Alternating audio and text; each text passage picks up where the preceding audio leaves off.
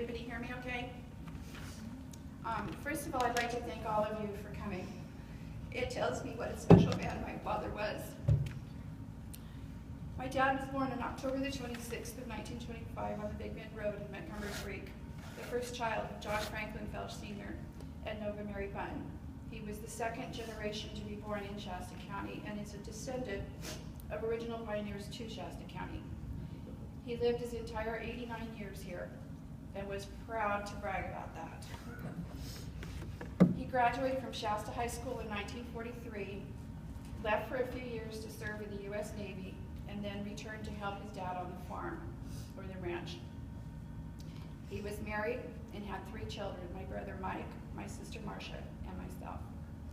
He worked as a logger for a year or two and had some other odd jobs, and then got a job with the Shasta County Road Department, working over 35 years with them before retiring. He built his own sawmill on the ranch and soon found that he was working harder taking orders and cutting lumber for everybody than he did when he was actually working. Woodworking was also one of his favorite hobbies in later years, and if any of you ever went to his place in Palisadro, you know the garage was full of everything imaginable. In later life, he shocked all of us at the age of 87 when he said, "I want to get married again."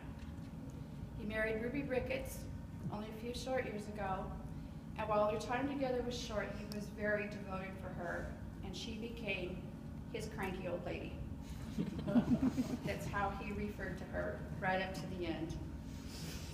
My father gave much of his time to his community. He served as a trustee on the school board, was involved in the local Grange, and was president of the Farm Bureau. I think one of his favorite things to do, though, was to serve as a local Boy Scout master. Several of the youth, and us too, we always got to tag along on the Lassen campouts. Camping, hiking, whatever the scouts needed, he did.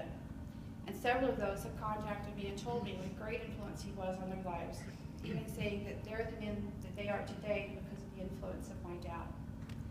One of those posted on my Facebook page, "I'm so glad that God put him in my life at a young and impressionable age.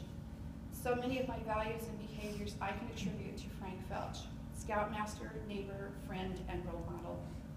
Go rest high on that mountain, Mr. Felch. Your work on earth is done, and you've left a legacy of kindness and integrity behind with those of us who knew and loved you as the good man you were." The other thing that I'm sure many of you are aware of is he loved to talk. He would talk to anybody. And I recall a trip coming back from Colorado with him and B, that there's a rest stop on the Nevada-Utah border where you can take pictures. There's a little overlook thing and you can take pictures. You have pictures of both states in the same one. And at that time, he was using a wheelchair a lot. His legs were bothering him. And I went up to the top of this little overlook just to grab some pictures. Came back down, and in that time, another car had driven in. We left there over an hour later. He just would not shut up. And he was always that way. Even at Hilltop Estates, where he spent the last year, he was constantly showing pictures and telling stories to all the people and the residents there. And he was in his glory when he was doing that. My dad was the most caring and giving person I've ever known. He was always the first to step in and help a family in need, a widow who needed firewood, or anything else he could do to help you out. I don't think he ever met anybody he wouldn't talk to or wouldn't help out. He also loved to tell stories about the history of Shasta County, and I truly believe there's not a road in this county that man has not been on. His "let's go for a ride" would turn into an all-day project because that road went somewhere and we've got to go find out where it goes. Daddy, when I was a little girl, I always looked up to you as the smartest, strongest, and kindest man in the whole wide world. In fact, it's safe to say you were my hero. Some things never change. He's still my hero today. I promise I will carry on the legacy of caring, giving, sharing, integrity, honesty, and loving others that you have left to me. I love you and I miss you, but I know you're in a better place and no longer in pain, and we will meet again someday. And now, my son, Stephen.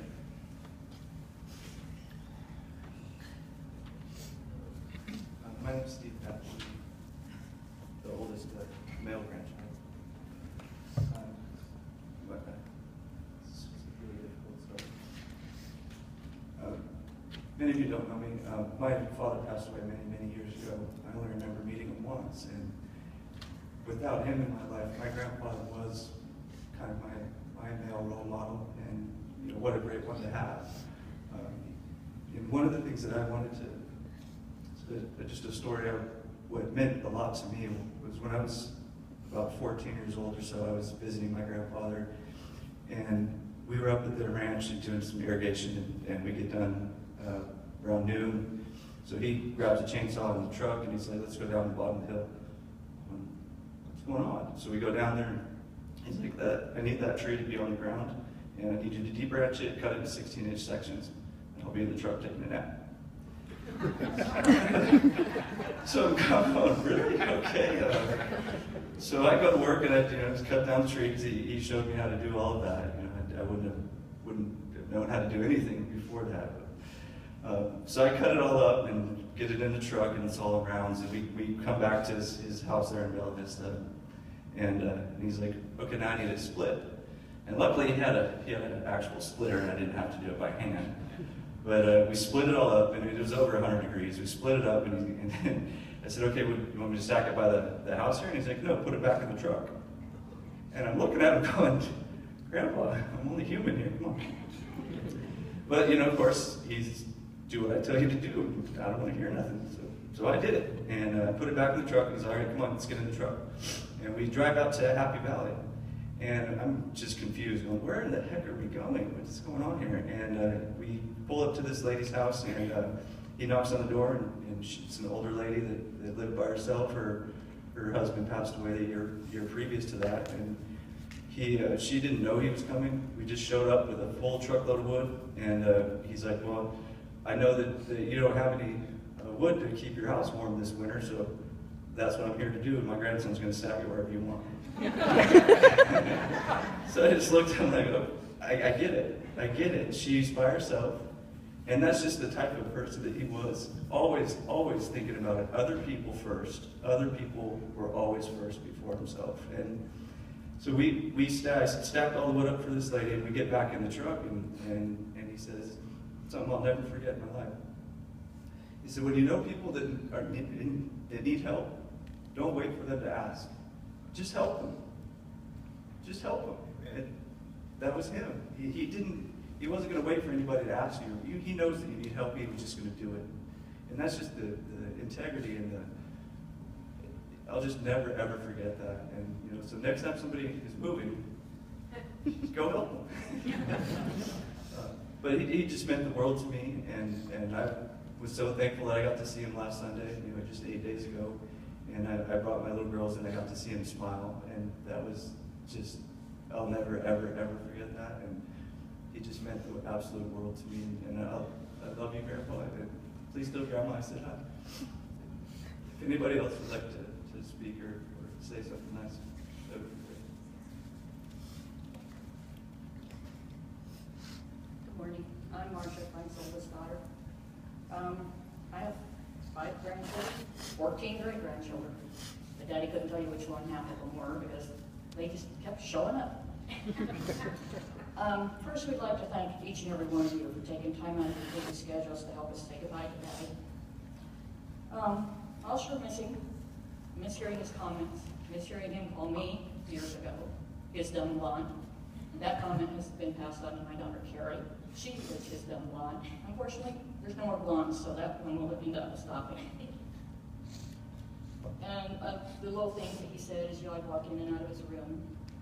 I wrote a whole bunch on the plane or sitting up at Kathy's last night. Daddy, you held my hand as I came into this world. I was more than thankful to be able to hold your hand as you left. There was so much to tell, but I won't be able to do a few things. You had the scouts.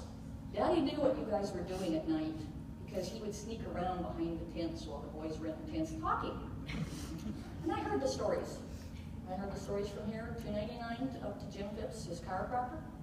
I know more stories about 299 than I really care to know. Anderson, Well, I stayed at that house, and we moved cattle down here, and that's the last, we heard it all. He did his drives, and he made several trips to Colorado. I'd call him to another grandkid was on the way, and within months, him and Mom would be out there. Prankster, he loved trucks. As a child, Grandma Felch taught me to knit, and so I can knit anything. I knitted a black sweater with baby yarn and the tiniest little needles. If you made a mistake, it got ripped out. Daddy would love to walk behind me, grab that knitting needle, and pull it all the way out, and laugh. Because you had to pick up every stitch. If you missed a stitch, Grandma took it out. You still picked up every stitch. You get 5 inches up, Grandma saw a spot, you took it out. And Daddy thought it was hilarious, right? Constantly. I did have the opportunity in the last 2.5 years to be with Daddy, to bring a lot of the great-grandchildren out here. I took them to the coast, same places Daddy took me as a child, same things, and their eyes are amazing. This was here? Really? Clam Beach, where my grandmother, the first time she ever saw the ocean, she was so excited she fell in the sand. Well, I got 6 grandchildren that have done the same thing. And I'm going to keep it short, I'm going to close it off. The last trip out here, I had Ava and Haley. Ava was just 6, Haley was 11, my son's 2 little girls. And Daddy's sitting back in his chair and he's relaxing, teasing the kids. And he's kind of playing with his teeth a little bit, and Ava's looking at him. He says, "Come here." She come out. He says, "No, come here, sit on my lap." She crawls on his lap. He pops his teeth out. Her eyes went like this. And he puts them back in. And he pops them out again. And he says, "This is what will happen if you lose your teeth. You have to take care of your teeth." Of course, she's just sitting there like, just making faces. She was just having fun. As we left the room, she looked at me. "Grandma, that was gross." Now when I mention, she'll kind of hesitate, tell her, "Go brush your teeth." I said, "What Grandpa said?" Boom! She walked over to her teeth. But yeah, the grandchildren all really we had to tell him, if we go do something, go back to his room, we had to tell him what we did that day. Daddy just loved that. So, yeah, I will miss him. I'll miss his phone calls. I'll miss his laughter. I'll miss his, "Well, who are you? What are you doing here?" "Came to see you, Dad?" So, again, thank all of you. I really appreciate all the friendship that I've learned from living out here with him, and I'll enjoy getting to see some of you again. I haven't seen in years, but this is, unfortunately the only way we get together anymore. Thank you.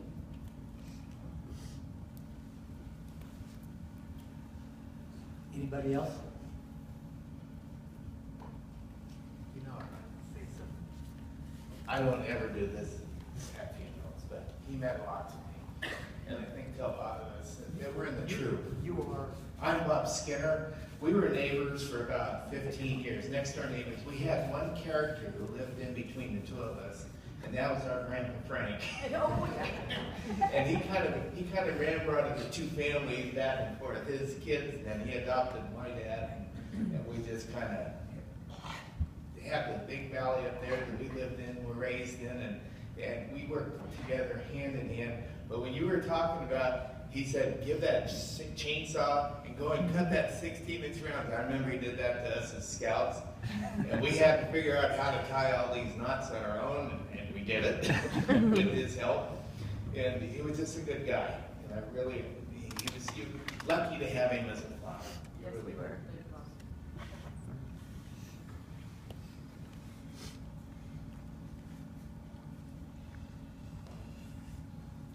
Gonna say, if nobody else, you're gonna hear me. My name is Christine Howson. We were neighbors as well, although we lived about 3 miles down the road. That's neighbors up there. And I just really appreciated Franklin. He was always there for us. He was there for us when my father wasn't well. He was there for us when my mother wasn't well. And he was going through a lot of health issues at the same time, but he was always there for us and always made sure that that we were okay. And really, really good man. He reminded me that we have the same name, Franklin. He liked to hunt, didn't he? Oh, Oh, yeah, I'm looking at one of these pictures down here. Pretty big buck there. I enjoyed my time with Frank. Didn't have as much as I would have liked, but came, they sat right over here in church. And slept. Yeah, but I'll go to my mic.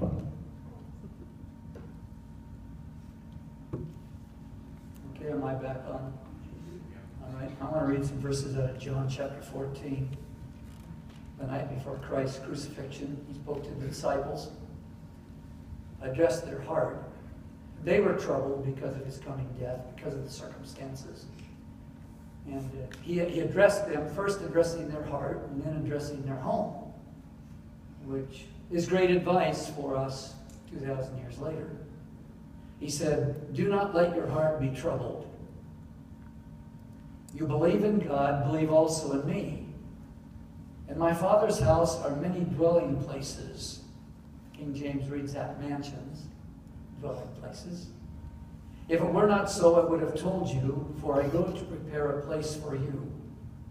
If I go and prepare a place for you, I will come again and receive you to myself, that where I am, there you may be also. And you know the way where I am going." Thomas, one of the disciples, said to him, "Lord, we do not know where you are going, and how can we know the way?" Jesus said to him, "I am the way, the truth, and the life. No man comes to the Father but through me." So the result of Thomas' question that last night, the night of his arrest, gives us great information about heaven and how to get there. Christ is the way. He referred to himself as the door in John chapter 10. The good shepherd gives his life for the sheep. But in this passage, he's talking about our home. It's interesting how in the scripture, heaven is referred to as home. And it's a permanent home. And that emphasis is made in the grammar of several passages. Now we're just pilgrims passing through, but in Jesus Christ, we have a home that is prepared. It is a definite place. It brings comfort to hearts at the time of death. Death for a believer is transition from here to with the Lord. The body is here until the resurrection, but the real person, the spirit, the immaterial part, our part that thinks. Each one of us have a part that's more than material.